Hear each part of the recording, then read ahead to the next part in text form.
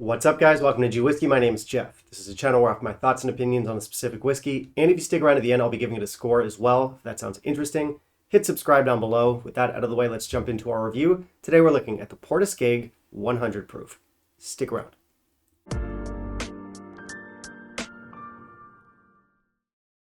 So we're doing a re-review today. I'm looking at the Port Askaig 100 proof. Obviously, I have looked at this one before, but in the spirit of coming back around to whiskeys with an open mind, and in the spirit of my friend lending me whatever bottle he feels like lending me for the sake of a review, we're coming back around to this one, baby.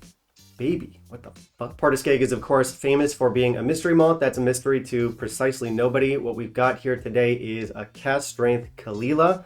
I'm sure some of what they put out is sourced from elsewhere, but the vast majority of the Port Askaig lineup does come from Caol Ila.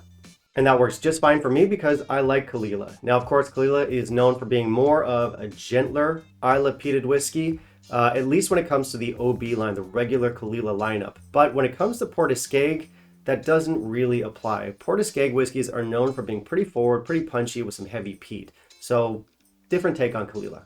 And I do like Port Askaig. I haven't had too much from them. I don't buy a lot of Port Askaig. I should probably explore the line more. But yeah, I remember the 17-year-old from a decade ago. It's now discontinued. That was one of my favorite peated whiskeys at the time. Really loved that one. Have very fond memories. Obviously, I've looked at this one before. This one I didn't like nearly as much. This one, I think I scored it something like 82. I wasn't too impressed. I remember finding it a little bit young. So Port Askaig can be kind of hit or miss for me, but I'm always happy to come back to a whiskey that I didn't love in the hopes that, you know, things will go better this time around. You know, people change, whiskey changes.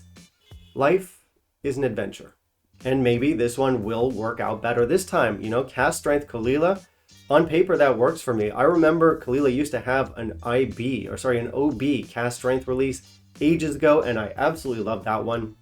Maybe this will follow in its footsteps. Let's find out. Let's jump into our review. In the meantime, if you'll kindly leave a like down below, that'd be greatly appreciated. So we have a good ABV here. This one comes in at 57.1%, so it's not kidding around. It's also non-chill filtered and it's naturally colored, so everything's looking good. For the bottle and the label, we've got kind of like a simple classic look here. It's not too flashy. It's quite clean. I can't say I feel any which way about it. I think it's fine. It's got kind of like a distinguished look. Usually I do like a little bit more pop.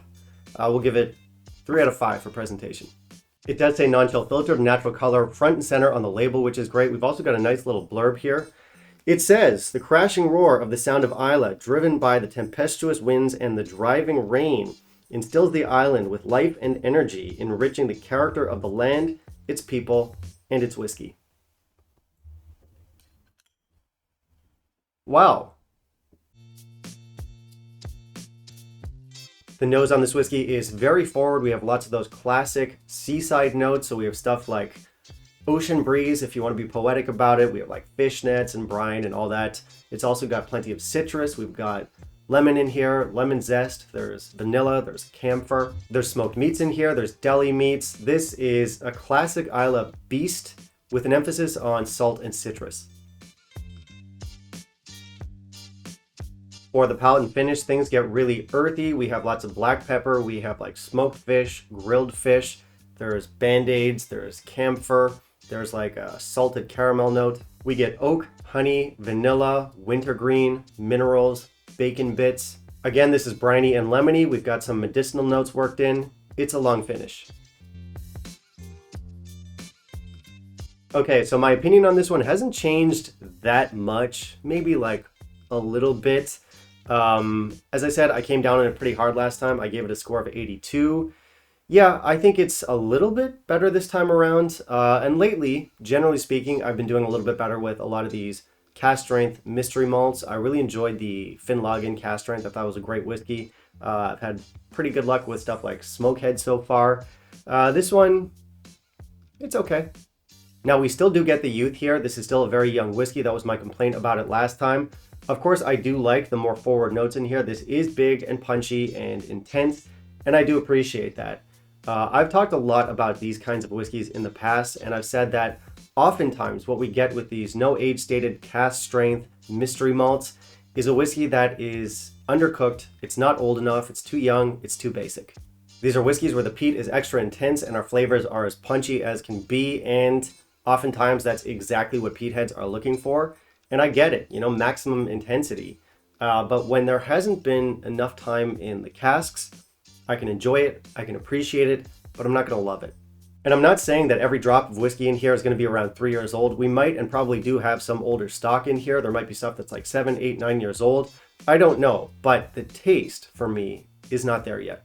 For me, I get too much youth. There's that cardboardy note in here. I would rather try this as an older whiskey. And thing is, Port Askaig does have older whiskeys. They even have, I think, a 10-year-old cask strength. That one was a limited edition. Never tried it. That one would probably be more in my wheelhouse. They do have those options out there, so it's not a knock on the brand. And as an entry into the heavily peated, cask strength, no age stated genre, I would say this one is solid enough. So yeah, for me, too young, but for you, maybe not. I know this one does have a lot of fans, and it is a big, bold Islay belter. We've got massive flavors in here, and we do have some nice qualities to this. I like the citrus. I like those, seaside notes. There's a lot of things that work. But oppositely, there's just too many things that don't work for me, because the thing you need to know about me is that I'm a very refined and distinguished gentleman, and I look for similar qualities in my peated whiskey, and I'm just not finding those here.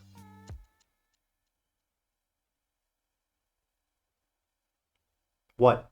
So my score here is going to be 82, which is exactly the same score that I gave it last time, and I even ended up rehashing a lot of the same points that I made last time. So really, I don't know what this video added to the conversation. And that's the funny thing with reviews. You never really know where it's going to go. You might find something new in the whiskey. You might find that you've changed or that the whiskey's changed. Or you might just say all the same shit again. So at the end of the day, was this video a waste of time? Yeah, probably. Thank you for joining me. I suppose we still have to talk about value. Now's a good time to edit in a segue. So value here is pretty good. I think most people, when they buy a whiskey like this, they know exactly what they're signing up for. They want big, beastly, peaty blasts of flavor, and it delivers. In fact, not only does it deliver, but it delivers it all for a very fair price. And listen, this is not my preferred style of whiskey, but it is for a lot of people. It's a popular style. And I think if this is the kind of whiskey you're looking for, the entry-level price tag definitely makes it worthwhile. All right, guys, thank you very much for watching. If you want to help support the channel, I do have the Patreon. Otherwise, you can like, comment, and subscribe. And of course, I want to hear what you think about this whiskey. I know my low score is going to get a lot of backlash from some of you guys. So bring it on. Let me know what you think about this whiskey, what you love about this whiskey. Put that all down below in the comments. And I suppose that's it. We'll see y'all next time. Bye-bye.